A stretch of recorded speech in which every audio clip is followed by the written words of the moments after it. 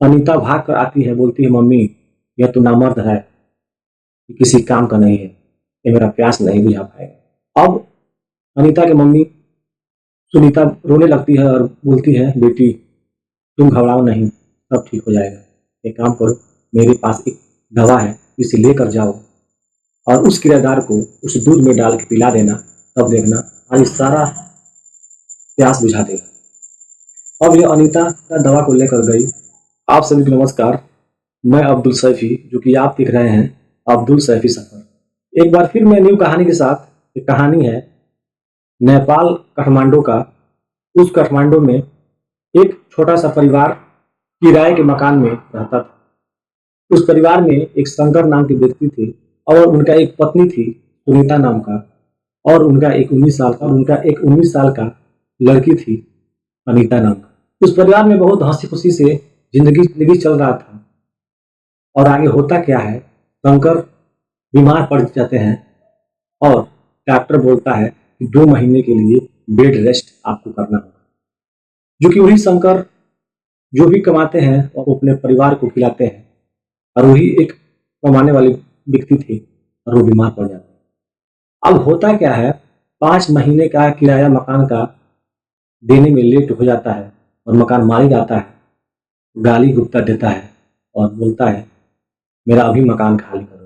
तो शंकर बोलते हैं कि साहब मुझे 2 महीने का टाइम और दे दीजिए और मैं सारा आपका किराया जोड़ के पाई पाई मैं आपको चुका दूंगा, बस मुझे 2 महीने का टाइम दे दीजिए। वह किराएदार बोलता है, ठीक है, लेकिन नहीं दिए तो मैं सारा सामान जब्त कर लूंगा और तुम लोग घर से बाहर लात मार के भगा दूंगा। अब क्या होता है कि अभी शंकर अभी ठीक भी नहीं होते हैं, घर में खाने के लिए भी एक चावल नहीं था, एक तिनका भी नहीं था।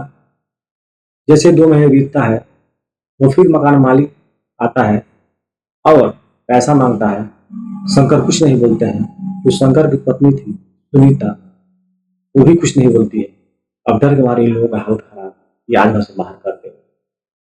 मकान मालिक जाता है और इन लोगों का खींच के बाहर करता है।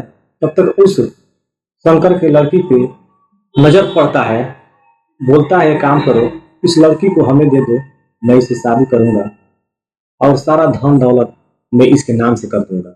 शंकर कुछ नहीं बोलते हैं, लेकिन शंकर के पत्नी सुनीता बोलती है, ठीक है साहब, आप इसको लेके जा सकते हैं। वह शंकर की पत्नी बिना कुछ कहे, अपनी लड़की से बिना कुछ कहे, उस किराएदार को अपना लड़की सौंप देती है, क्योंकि वो बहुत लाचार थे, बहुत खाने के लिए मोहताज थे। और सुनीता को लगा कि इससे अच्छा मौका नहीं मिलेगा।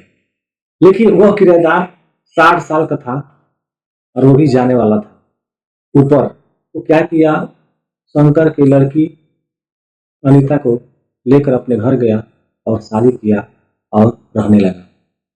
कुछ दिन बाद होता क्या है, अनीता भाग कर आती है, बोलती है, मम्मी यह तो नामर्द है, किसी काम का नहीं है, ये मेरा प्यास नहीं बुझा पाएगा। अब अनीता की मम्मी सुनीता रोने लगती है और बोलती है, बेटी तुम घबराओ नहीं, सब ठीक हो जाएगा। एक काम करो, मेरे पास एक दवा है, इसे लेकर जाओ और उस किराएदार को उस दूध में डाल के पिला देना, तब देखना तुम्हारी सारा प्यास बुझा देगा। अब यह अनीता दवा को लेकर गई अपने घर और रात में दूध में डालकर उस किराएदार को पिला दी। कुछ देर बाद उस रूम से काफी आवाजें आई और सुबह होते ही किराएदार मर गया। अब जैसे किराएदार मर गया, अनीता घबरा गई थी, मगर सभी लोग जानते थे कि 60 साल का हो गया है और बीमार भी था, किसी को शक नहीं हुआ। उसका दाह संस्कार हुआ और अनीता लौट के अब अपनी माँ के पास आई और सारी बात बताई। अनीता की मम्मी सुनीता ने कहा, जो दवा तुम लेकर गई थी उसमें जहर था। अब अनीता घबरा गई, बोली, मम्मी कुछ तो होगा तो नहीं। लेकिन सुनीता एक बहुत चालाक औरत थी। वह बोली कि अब क्या होगा, जब दाह संस्कार सब हो गया तो अब क्या होगा। वह बुढ़ा, वह किराएदार 60 साल का था। मैंने अपने सीने पे हिम्मत बांध के मैंने तुझे उसको सौंपा था। अब सारा धन दौलत उसका अनीता के नाम से हो गया और ये सब मालामाल हो गए। थोड़ा सा रिस्क लिए, मगर आप लोग कमेंट करके बता सकते हैं कि अनीता के मम्मी सुनीता ने जो किया वह सही किया कि गलत किया। आप लोग कमेंट में बता सकते हैं। और ये कहानी आप लोगों को अच्छी लगी हो तो इस वीडियो को लाइक करें और आप लोग नए हैं तो इस चैनल को सब्सक्राइब करें।